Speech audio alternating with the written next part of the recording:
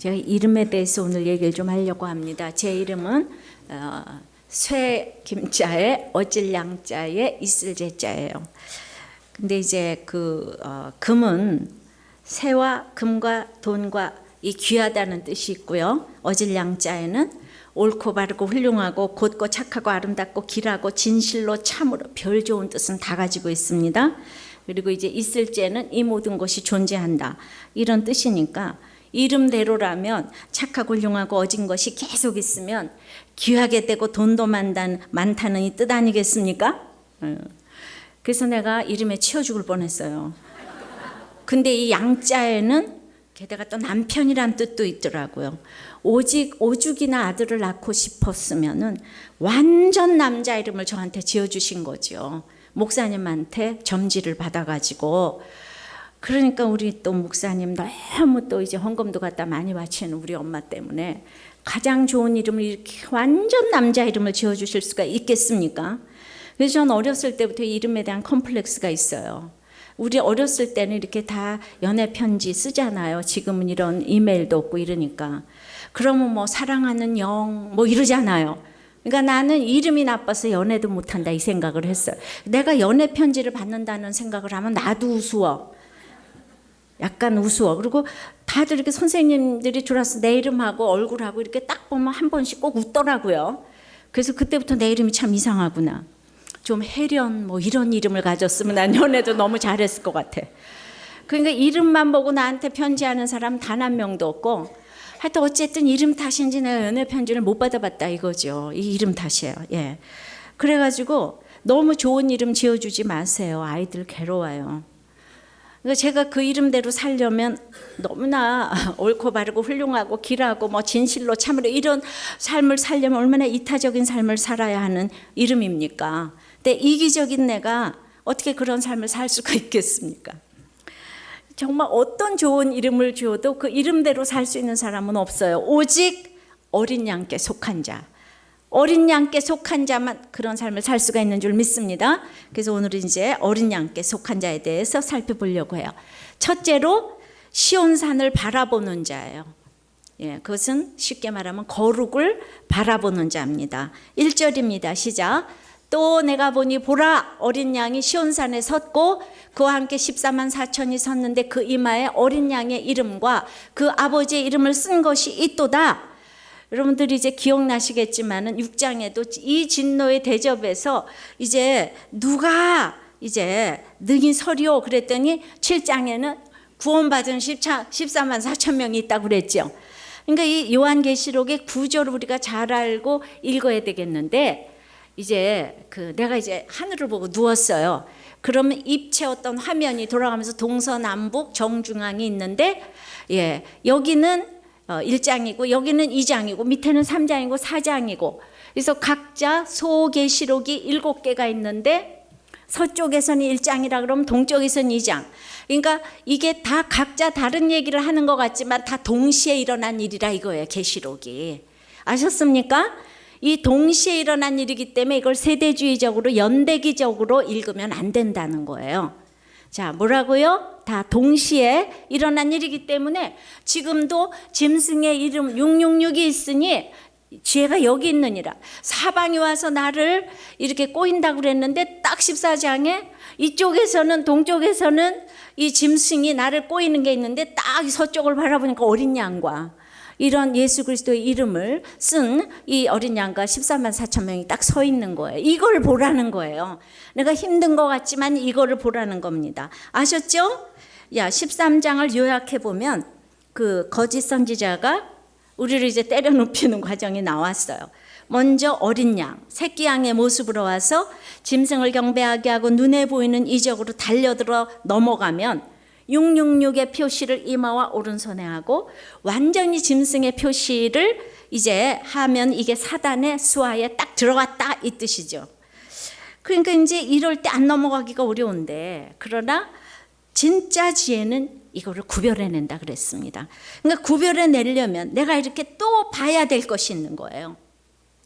그러니까 이제 동시에 일어난 일이니까 고개를 돌려서 서쪽을 보고 북쪽을 봤다 그러니까 계시록에서 제일 많이 나오는 얘기가 또 내가 봄에 한 20번 이상 나와요. 그래서 이렇게 봐야지 돼. 우리가 모든 걸 한꺼번에 알 수가 없어요. 어린 양이 시온산에 선 것을 이제 딱 보게 된 것입니다. 12장 13장까지 용이 그 여자의 남은 자손 교회와 싸우려고 막 삼위일체로 덤벼들면서 용과 적그리스도와 거짓 선지자가 와서 덤비는데 어린 양과 그 모든 핍박을 받고 승리한 성도가 지금 이제 시온산에 선 것을 봤잖아요. 시온산은 예루살렘 성을 의미하고 뭔가 출애굽의 그 신에 사는 율법을 주는 좀 두려운 곳이라면 여기는 은혜의 장소인 거예요. 시온산은. 그러니까 항상 그 유다의 전 영토와 이스라엘 전 족속을 의미하기도 하지만은 포로 시대 이후에는 이 시온산은 성전과 예루살렘 성을 가리켰어요. 그러나 그때는 이 핍박받을 때 예루살렘 성전 없어졌잖아. 그러니까 여기가 의미하는 거는 이 땅에 실현되어질 주님의 주권이 역사하는 메시아 왕국, 이것이 시온산이라고 할 수 있는 것입니다. 그러니까 지금 이제 막 지하 감옥에서 힘든데 딱 메시아 왕국에서 내가 어린 양과 함께 섰는데 14만 4천 명이 서 있다는 거예요. 우리가 7장에서도 14만 4천 명 이제 해석을 했지만은 궁극적으로 아무리 힘들어도 한 명도 낙오되지 아니하고 승리자로 시온산에 서게 된다는 것입니다. 14만 4천 명은 무엇인가? 3 곱하기 4 곱하기 10의 세제곱이에요. 3은 하나님의 수고 4는 땅의 수입니다. 그러면 이제 하늘에서 이루어진 것 같이 땅에서도 이루어지이다. 이것이 합해지면 12가 완전수예요. 여기에 충만수 10의 세제곱을 하면은 셀 수 없는 큰 무리. 이런 사람들이 한 명도 셀 수 없이 커도 한 명도 낙오되지 아니하고 이 시온산에 다 선다고 하는데 이 신천지에서는 이걸 실제 숫자라고 14만 4천 명만 구원받는다고 하는데 이런 잘못된 해석이 없는 거예요. 저만 나는 내 설교 듣고 이단들이 왜 우리들 교회로 안 오나, 이것이 이상해요.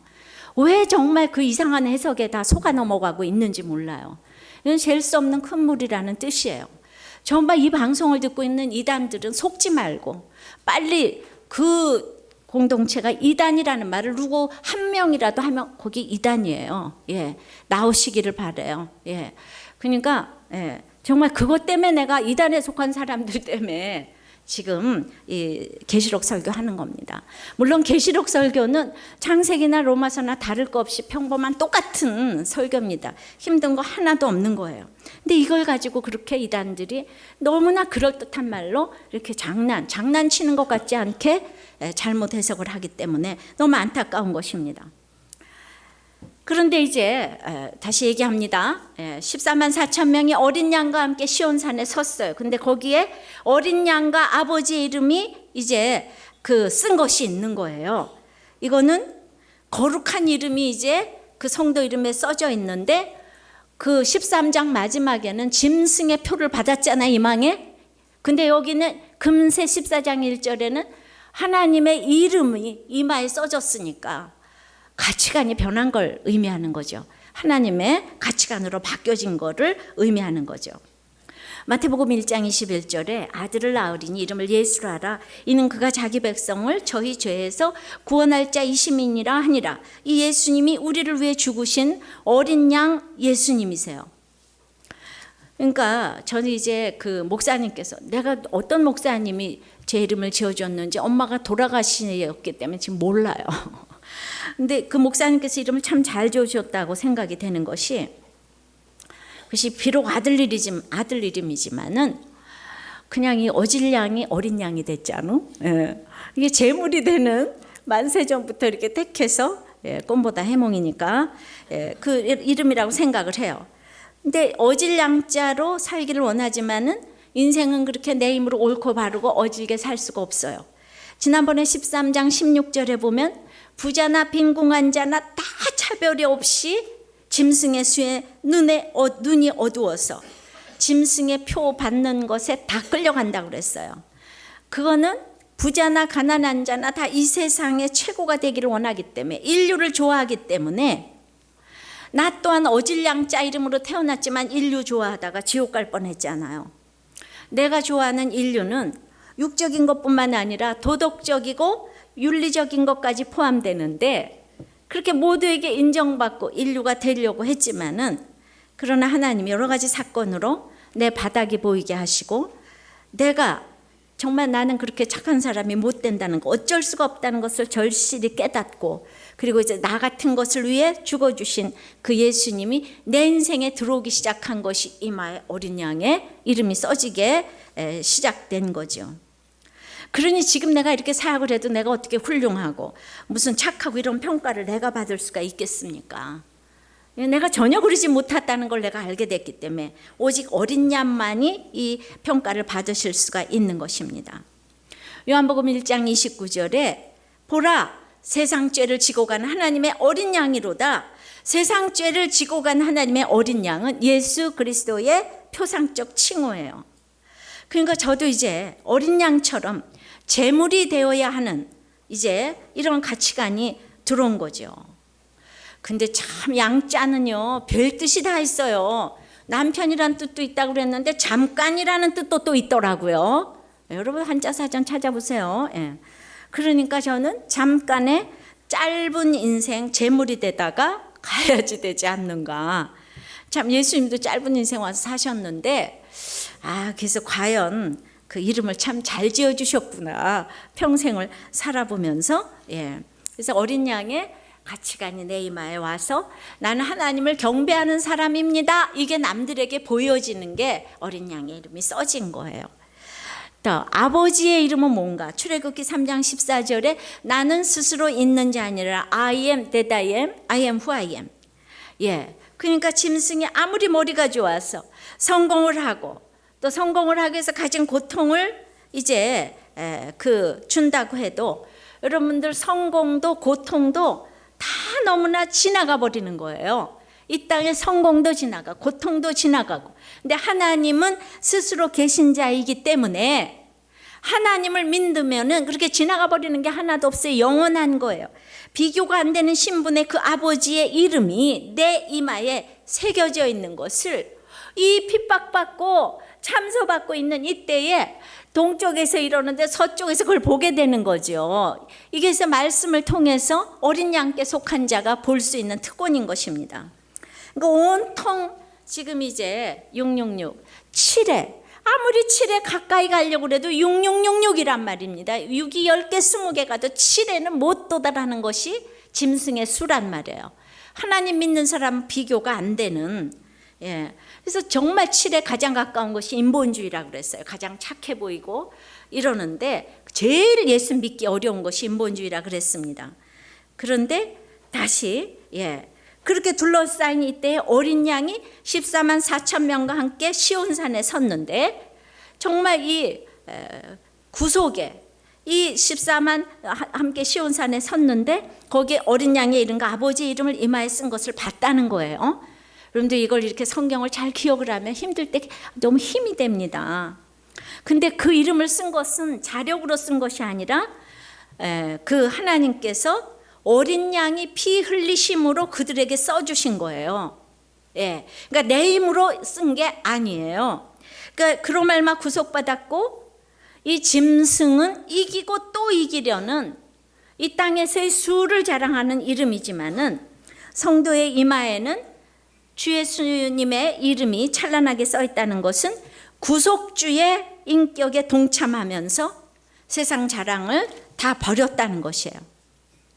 세상이 언제나 이기는 것 같지만은 사단의 어떠한 핍박에도 성도는 승리한다는 것이에요. 그러니까 짐승의 표를 받지 말고 예수의 이름을 받으라고 그랬어요. 예수의 표라 그러지 않았죠, 그죠? 뭐 짐승의 이름도 물론 있지만은. 지난주 설교하고 베리칩이 얼마나 무서운 건데 베리칩은 안 받아야 된다고. 왜 베리칩을 그렇게 우습게 여기시냐고.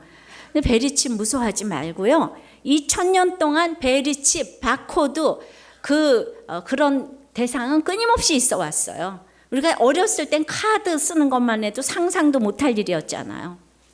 그러니까 그런 것, 그래서 뭐 랄랄랄라 버락 오바마는 사단이고 그 사람이 행하는 의료보험 정책은 완전히 사단의 정책이라서 칩을 받으면 안 되고 이런 것 때문에 너무 두려워하시는 분들이 있는데, 나라 전체가 그 의료보험 때문에 칩을 인식하라 그러면 아니 위권세에 순종을 해야 되는 거죠. 그러니까 그런 게 무서워서 그래서 다 옛날에 우리 이단들이 다 산으로 가라 그래가지고 신앙촌으로 다 팔고 들어가고 뭐 이랬잖아요. 그때도 맨날 산으로 오라 그러는 거예요. 그래서 다 기도원으로 올라오라고 이러는 거예요. 예, 마태복음 24장에도 보면은 다 산으로 도망가라 이러잖아요. 여러분도 그런 게 아닙니다. 베리칩을 무서워하지 말고, 예, 그 다 죽음이 두려워서 그래요. 예, 나중에 어떻게 할까 두려워하는 것보다도 이제 오늘을, 여기에 어린 양의 이름이 써져 있는 것은 오늘을 어떻게 사는 것을 오늘 결정하는 거예요. 나중에 이 칩을 받을까 이런 거 걱정하지 말고 오늘 어떻게 사냐는 질문에 대답을 해야 되는 것이 거룩을 바라보는 거예요. 오늘 어떻게 살까 주님이 물어보시면 내가 오늘 예수님이라면 어떻게 했을까? 오늘 갈등 충만이 성령 충만인 것입니다. 예. 근데 그래서 이게 거룩을 바라보는 이 길로 날마다 가야 되는데, 목장 보고서 보니까 지난주에 꿈에 목사님이 나타나셨대요. 그래서 걱정하지 말라 그러셨대요. 그래가지고 복권을 5장을 샀대요. 확인을 해보니까 하나도 당첨이 안 되었대요. 이런 거 질문하시라는 얘기가 아니에요. 그러니까 교회를 다니면서도 계속 이런 가치관을 가지고 있으면 용 옆에 있다가 끌려가는 거예요. 예, 이건 거룩하고 거리가 먼 것이죠, 그죠? 근데 이단이 꼭 그래요. 뭐가 3은 하나님의 수고 4는 뭐 땅의 수고 이러면서 이딴 거 막 풀어가면서, 근데 마지막은 이거 풀 힘을, 나는 성경을 풀 수 있다. 누가 힘을 줬냐? 보혜사가 줬는데 보혜사가 지금 있다. 그게 우리 교주다. 이렇게 꼭 설명을 하는 거예요. 감람나무고 교주이신 이 보혜사가 이 성경을 풀게 해준다. 그래서 나도 보혜사가 힘을 얻어가지고 성경을 풀 수 있다.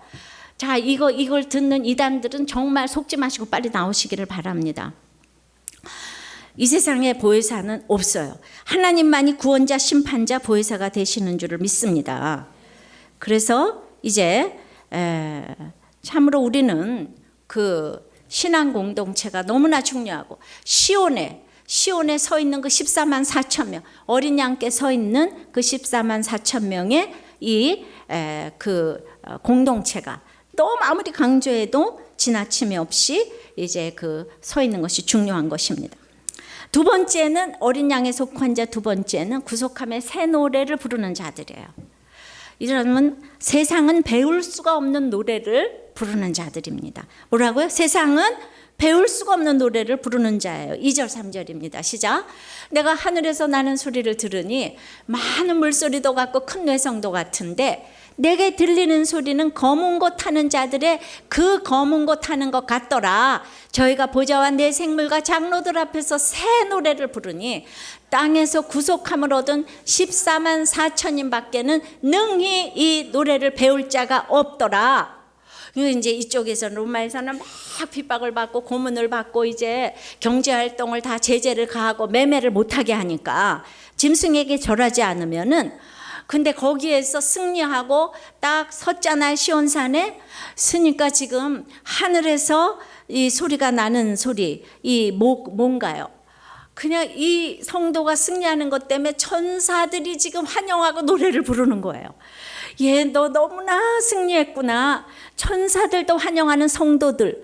그래서 이 노래를 배울 자는 14만 4천 명밖에 없다 그러잖아요. 예. 그러니까 내가 오늘 하나님 때문에 적용하고 예수 그리스도 때문에 어디 갈 거라 안 가고, 아까도 그래요. 자기는 그냥 어디 가야 되는데 주일을 빠지기 때문에 안 갈까 보다고. 자기는 해외 출장이 있는데, 예. 청년인데 저 이렇게 와서 막 이렇게 메이크업도 해주고 그래요. 그랬는데 막 연예인 따라서 지금 출장으로 가가지고 화보 촬영하러 가는데 그 주일이 끼어서 이제 안 갈 거래요. 이르기가 어렵잖아요, 그죠? 그러니까 이런 어떤 이 적용이 하면은 하늘에서 막 기뻐한다는 얘기예요. 우리가 어떻게 그러겠어요, 그죠? 여러분들은 여행도 가야 될 판인데 세상에 어떻게 그걸 안 갈 수가 있어? 이러는 사람이 여기 지금 한 몇백 명이 있어. 내가 4명이라고 안 그래? 여기 몇백 명이 있어요. 예. 그래가지고 이제 새 노래는 오직 땅에서 구속함을 얻은 성도들, 즉 하나님으로부터 새롭게 창조된 무리들만이 부를 수 있는데, 죄 가운데 있는 옛사람은 배울 수가 없고요. 오직 그리스도의 보혈로 지식이 새로워지고 마음이 새로워지고 생명이 새로워진 사람들만이 부를 수 있는 이런 노래인 거예요.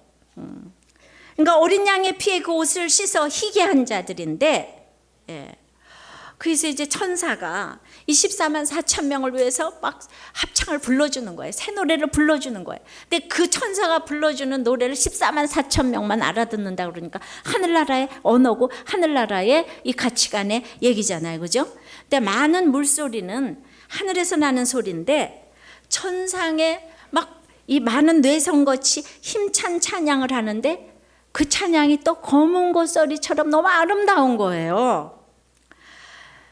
저는 이제 구원받은 성도는 당당하고 힘차고 용기가 있지만은, 그러나 그건 너무 정적이고 섬세하고 부드러운 이런 선율 같은 천사의 찬송을 하는 거예요.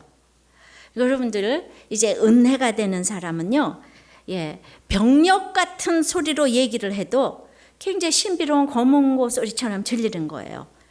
군대 같은 소리를 할지라도 거부감이 없는데, 여러분들 내 설교가 마음에 안 드는 사람은 벌써 음성부터 싫다고 그래요.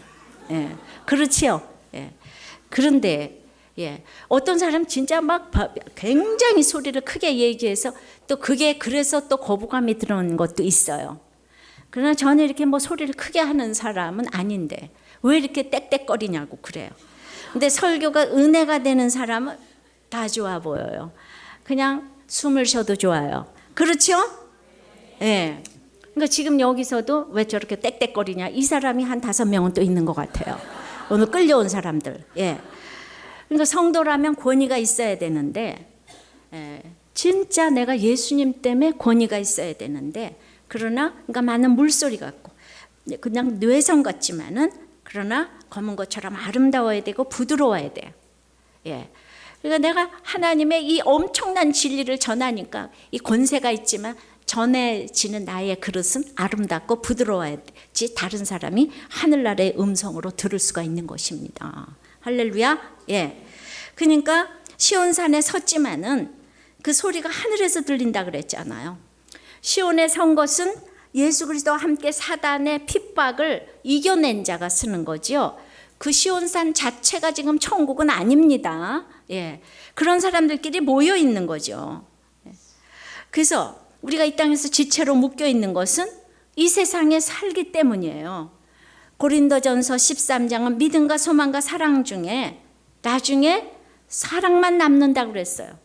왜냐하면 천국에 갔는데 믿음이 무슨 필요가 있어요? 소망이 무슨 필요가 있어요? 이미 도착했는데 사랑만 남아요.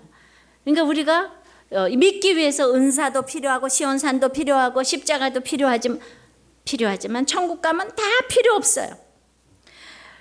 근데 천국 가기 위해서 필요한 게 시온산의 공동체인 거예요. 아무리 공동체가 중요한 것은 아무리 강조해도 지나치지가 않는 거예요. 아무도 배울 수 있는 정말 그들만의 경험의 노래인 것입니다. 그러니까 지하 감옥에서 생활하던 그들을 이제 이 시온의 공동체 의미하면서, 이렇게 고난이 극심하지만은 그냥 그들끼리 믿는 사람들이 모여서 겸손하게 기도하고 울고 회개하는 이 공동체야말로 막 이 천상의 공동체와 똑같다는 것입니다. 제가 북한의 지하교회 교인들이 같이 모여서 예배드리고 또 어떤 할머니가 기도하는 거를 이렇게 들었어요. 그러니까 정말 평안도 이 사투리로 기도를 하는 거예요. 진짜 할머니가 아버지, 아버지, 이 민족을 버리지 않으시는 아버지, 아버지, 살얼음 땅입니다.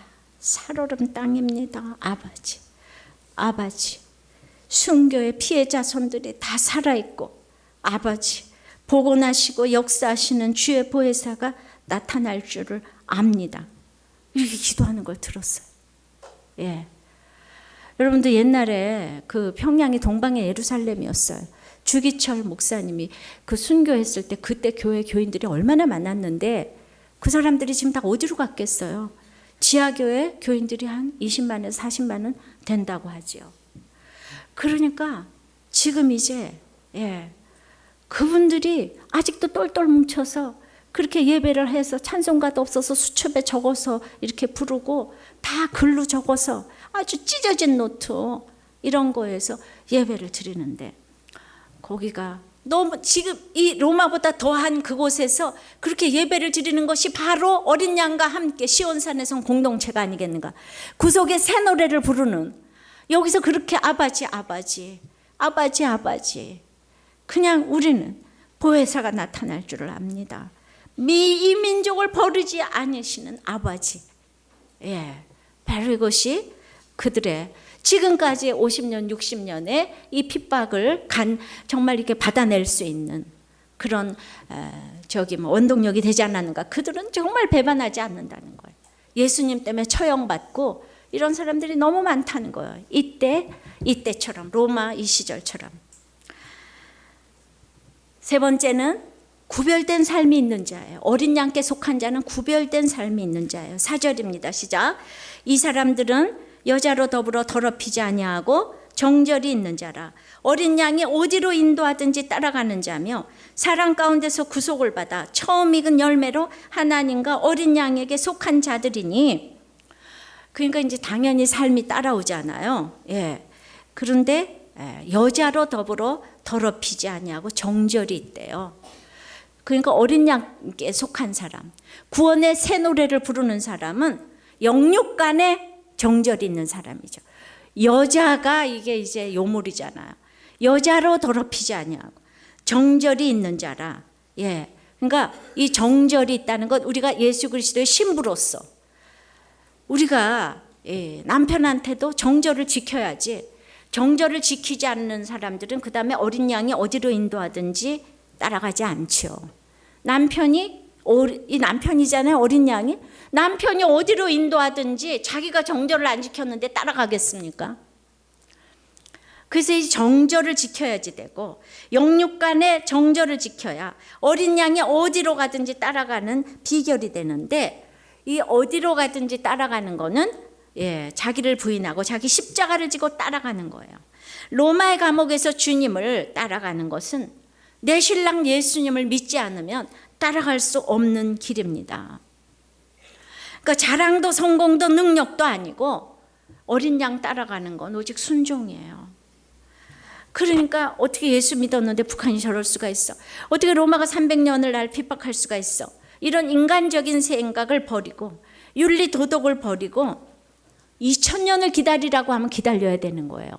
하나님의 시간과 내 시간이 너무 다르기 때문에 시간과 공간을 완전히 초월해야 되는 것입니다. 멋있게 십자가 지는 게 어디 있겠습니까? 비참함을 겪어보지 아니하고 성도의 길을 논할 수가 없습니다.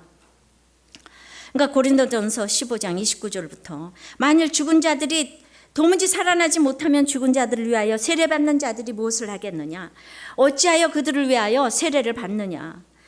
또 어찌하여 우리가 언제나 위험을 무릅쓰려? 형제들아, 내가 예수 그리스도 우리 주 안에서 가진 바 너희에 대한 나의 자랑을 두고 단언하노니 나는 날마다 죽노라. 이게 어린 양 따라가는 사람의 태도예요.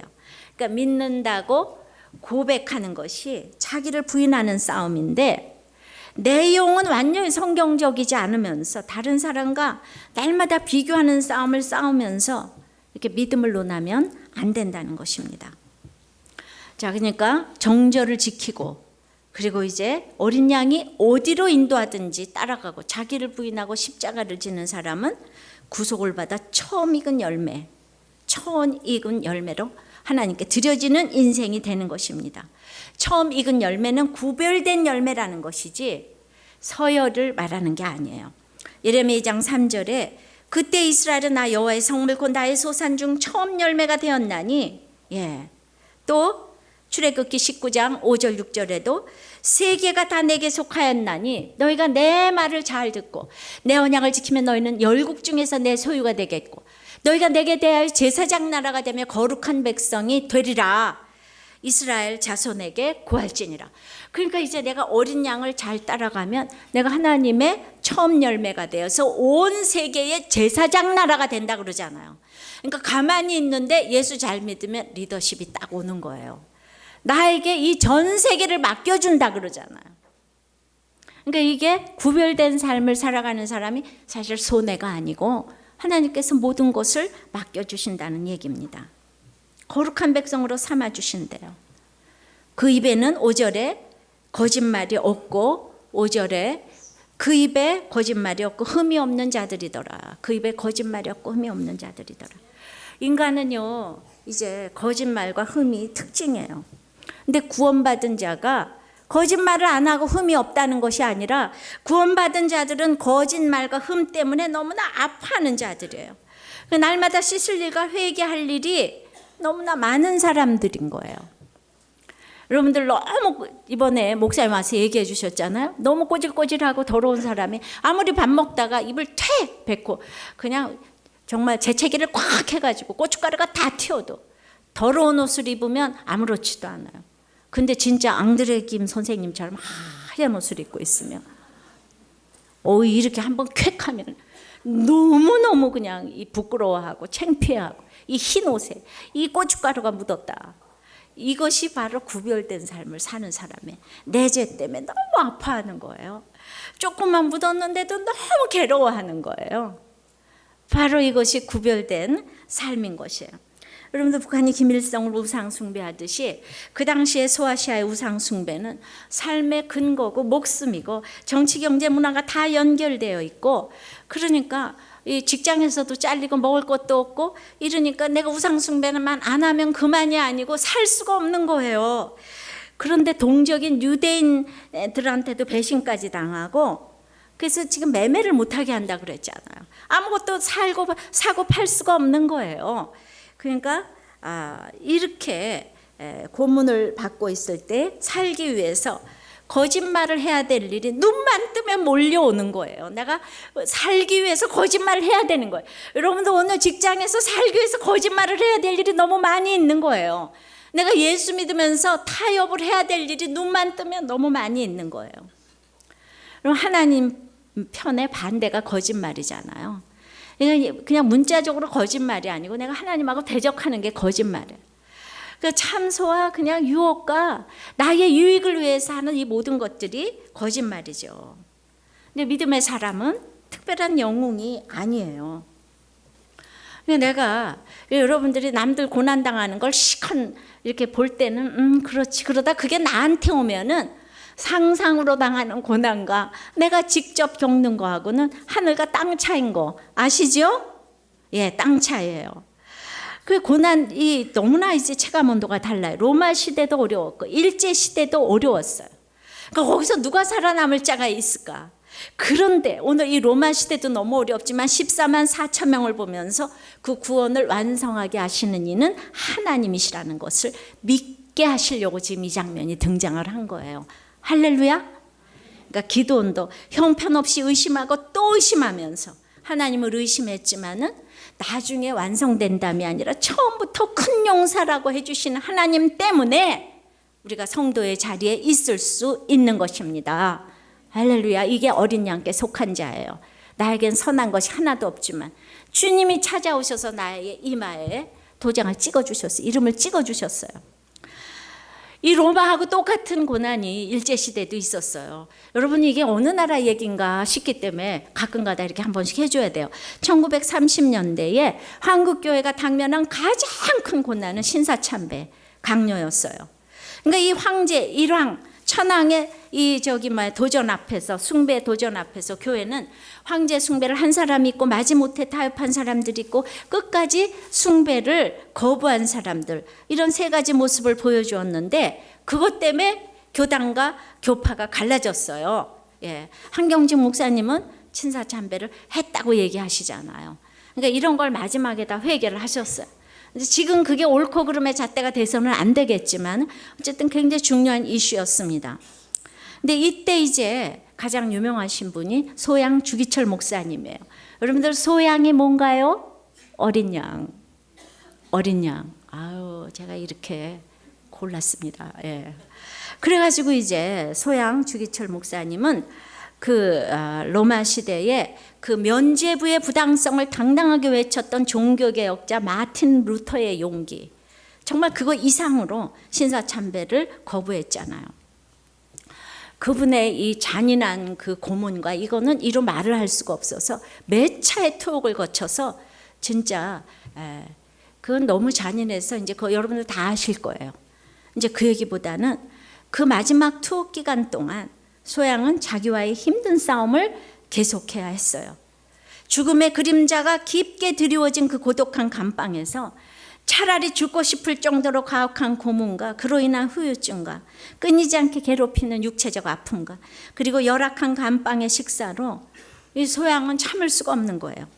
그러나 정작 죽음 앞에선 그에게 가장 두려운 것은 죽음의 권세도 아니고 지루한 고난도 아니고 의를 위한 죽음도 아니고 그의 영혼을 주님께 부탁하는 것도 아니었어요. 그것은 이 세상에 남아있는 노모와 처자의 장래였던 것이에요. 이 소양은 아이 그 5명인가 낳고 부인을 사별하고 재혼을 한 정말 그 아주 엘리트 처녀 부인이 있었어요. 그분이 오정모 사모님의. 그 결혼까지 하고 그 애도 남겨놓고 이 부인도 남겨놓고 노모도 남겨놓고 이것이 너무 이제 그 걱정인 거예요. 그래서 고독한 감방에서 자신의 생명이 얼마 남지 않은 것을 예감하고 하루하루 병거와 싸우면서 생명을 부지하던 1944년 4월 13일자 이 소양의 유언은 가족들의 장래에 대한 염려로 가득 차 있는 거예요. 그래서 한국인 간수 안태석을 통해서 오정모 사모님에게 전달됐던 유언에는 이렇게 써져 있는 거예요. 여둘의 후에는 아무래도 내가 소천할 것 같다. 지금까지 몸이 부어올랐습니다. 막내 광조에게는 생명보험을 든 200원으로 공부를 시키십시오. 그때도 생명보험이 있었나 봐요. 그리고 어머님께 봉양 잘하여 드리고 그리고 어머님께는 죄송합니다. 근데 이 유서를 받아드는 사모님 오정모의 첫 마디가 아니 목사님 아직까지 무슨 가정에 미련이 있어서 이런 것을 보냅니까? 예, 그거였어요. 소양이 그 2번째 투옥에서 풀려났을 때도 아니 그래서 승리하시겠습니까? 다시 감옥에 들어가세요. 어서 다시 들어갈 준비를 하시오. 이러고는 첫 마디를 이제 건넸다는 거예요. 그녀는 한국교회 장례가 이 소양 주기철 목사에게 달려있음을 너무도 뼈저리게 간파하고 있었고 그 길을 가도록 도와주는 것이 그 사모님에게 맡겨진 신의 섭리라고 이제 믿었어요. 그러니까 엄청난 신앙의 결단을 하고 인간의 한계를 넘어선 냉철함과 이 정절을 지키는 불의와 타협하지 않는 신앙의 이 투지, 예, 정말 구별된 인생을 보여줬어요. 이런 부인하고 살면 무섭겠죠? 예. 그런 생각이 좀 들어요. 예. 나오기만 하면 들어가라고 이러시니까. 그래서 진짜 아이가 없으셔서 그랬을까.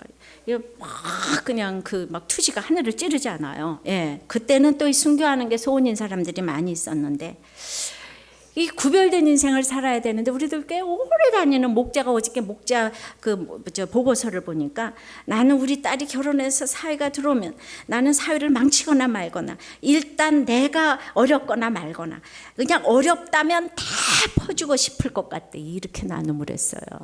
이게 우리하고 적용하고 아주 다르네요. 그죠? 예.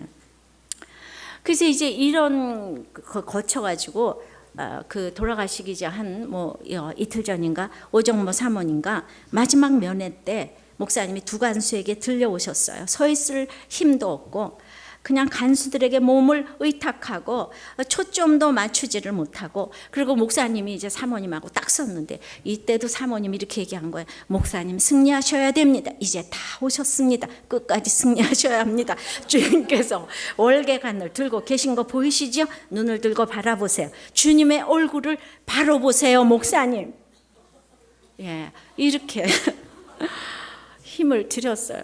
목사님 가만 계시다가 알았다고 내가 하나님께 가겠다고 주를 위해 순교하겠다고 이러시지 아니하고 그냥 이제 간수에게 이제 끌려가시면서 뒤를 돌아다 보시면서 이렇게 얘기하셨다는 거예요. 여보, 나는 따뜻한 숭늉이 한 그릇 마시고 싶어요. 그게 마지막 말씀이었다는 거예요.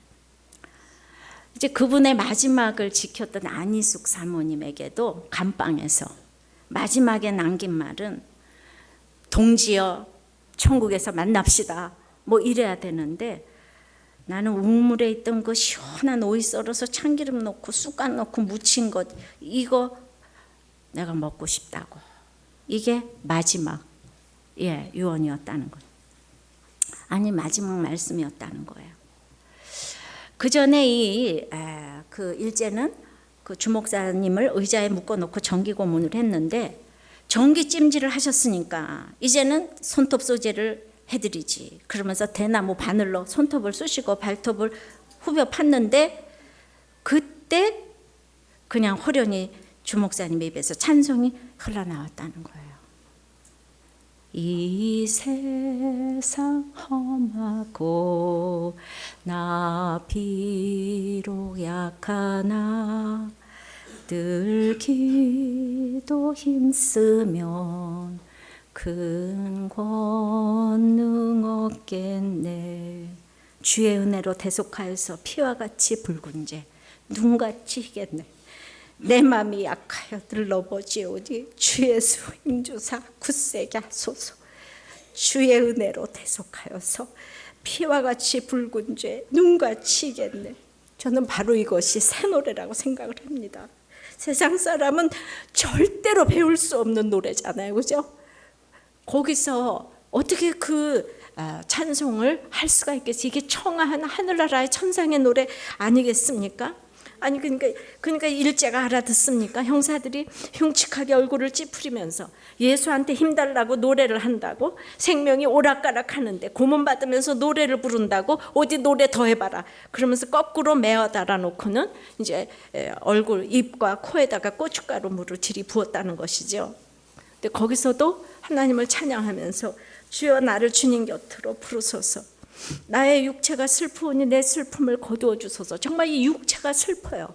육체가 너무 연약하잖아요.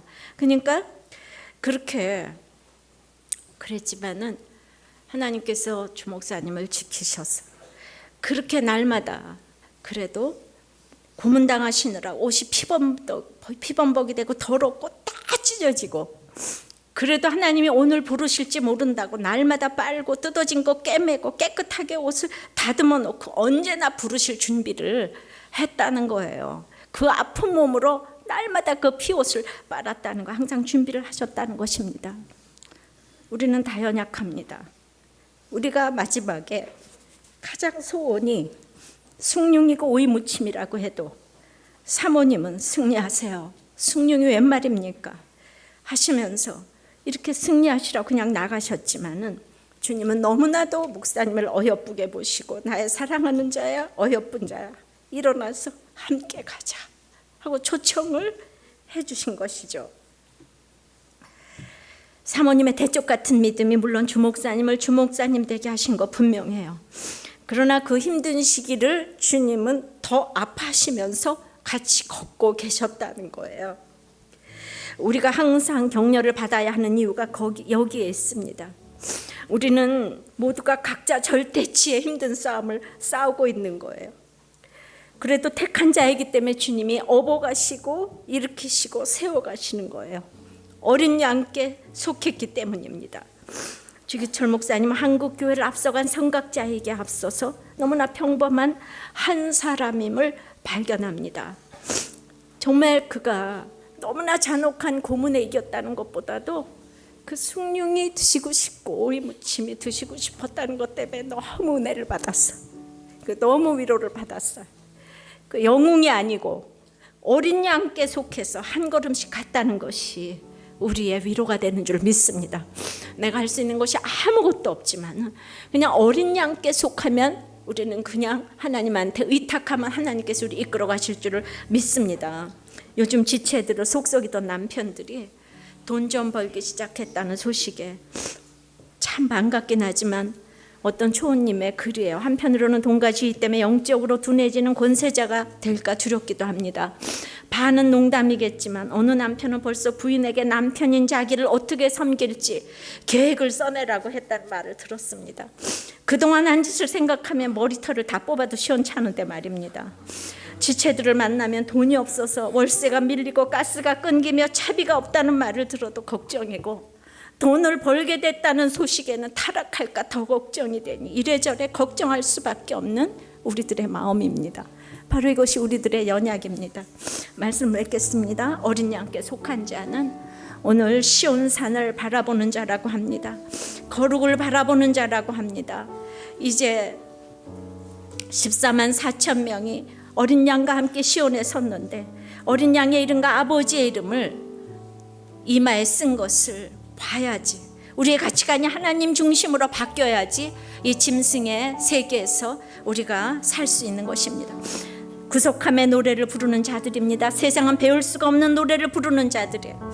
그리고 구별된 삶이 있는 자들이에요. 정절과 어린 양이 어디로 가든지 따라가며 자기를 부인하고 십자가 지는 자이고 처음 열매로 익은 열매로 드려지는 자입니다. 거짓말과 흠 때문에 마음 아픈 자가 구별된 삶을 사는 자들입니다. 우리 모두 연약합니다. 우리는 어린 양과 함께 시온산에 서 있는 우리의 모습을 보기를 바랍니다. 찬양하고 기도합니다. 주기철 목사님이 감옥에서 했던 찬양 우리 다 같이 부르겠습니다.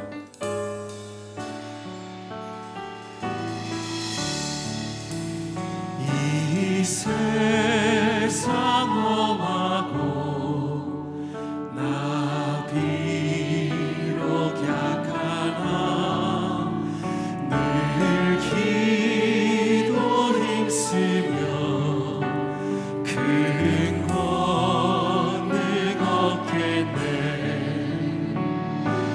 주의 은혜로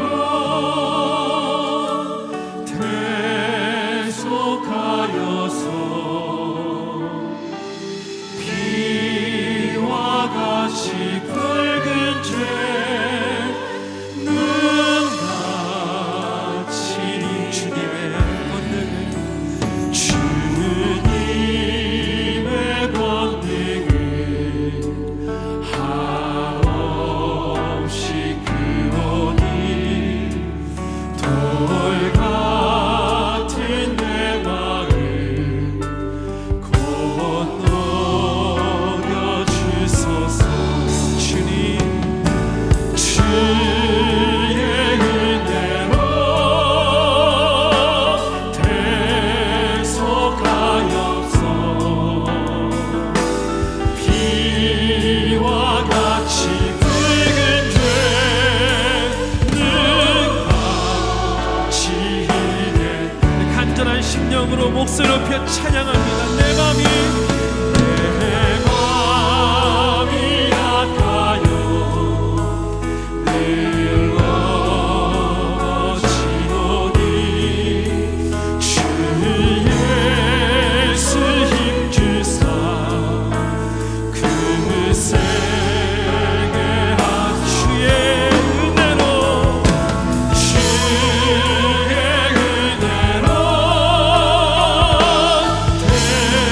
대속하여서 비와 같이 붉은 죄 눈같이 죄사함을 받으는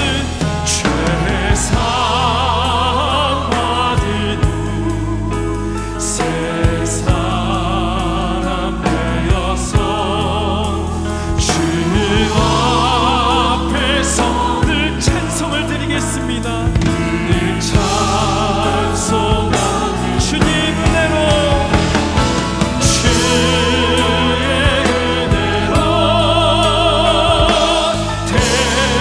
대속하여서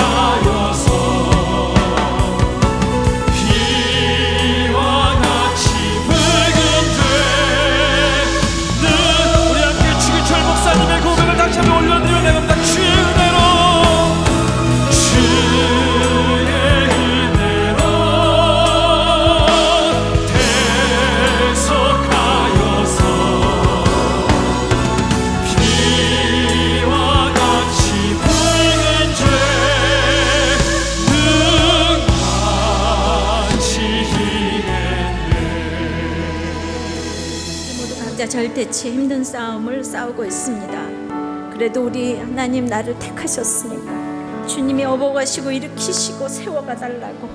주님, 나는 너무나도 정절을 지키지 못하고 어린 양이 가자는 대로 가지도 못하는 그런 어리석은 인생이지만 주님 나를 찾아오시고 나를 붙들고 내가 어린 양과 함께 시온산에 서기를 원합니다. 내 이마에 어린 양의 이름이 새겨지기를 원합니다. 아멘. 주님 찾아오셔서 써주시옵소서. 아멘. 다 같이 기도하겠습니다. 아버지, 너무나도 연약하고 부족하고 이 세상의 성공을 바라보면서 아직도 내 이마에 어린 양의 이름과 아버지의 이름이 확실히 써져 있지 못하고 주눅이 들어있는 저희들을 찾아오셔서 내가 너를 택했다고 어린 양께 속한 자라고 말씀해 주시니 감사합니다. 세상은 배울 수가 없는 노래를 불러야 세상이 감동을 하고 따라올 텐데 똑같은 노래를 부르고 세상에서 위로받고 인정받기에 몸부림을 치는 우리들입니다. 믿지 않는 이 세상과 남편과 아내와 자녀와 아버지 하나님 식구들에게 위로받지 못하고 사랑받지 못해서 저희의 눈이 짓물렀습니다. 주여 불쌍히 여겨 주시옵소서. 너무나 두려워서 아버지 하나님 정말 거짓말과 이 흠 때문에 너무나 마음이 아픕니다. 그러나 우리의 연약함을 아시는 하나님께서 주기철 목사님과 함께 하셨던 것처럼 우리를 저를 한 걸음씩 인도해 주시기를 믿습니다. 아버지, 살얼음 땅입니다. 기도한다. 이 북한의 할머니의 기도를 기억하시고 북한 민족을 기억해 주시옵소서. 그들의 기도로 우리가 여기 있습니다. 불쌍히 여겨 주시옵소서. 남북한을 불쌍히 여겨 주시옵소서. 우리가 다 같이 어린 양께 속해서 시온산에서는 우리 한반도의 민족이 될 수 있도록 역사하여 주시옵소서. 아멘. 예수님 이름으로 기도하옵나이다. 아멘. 아멘.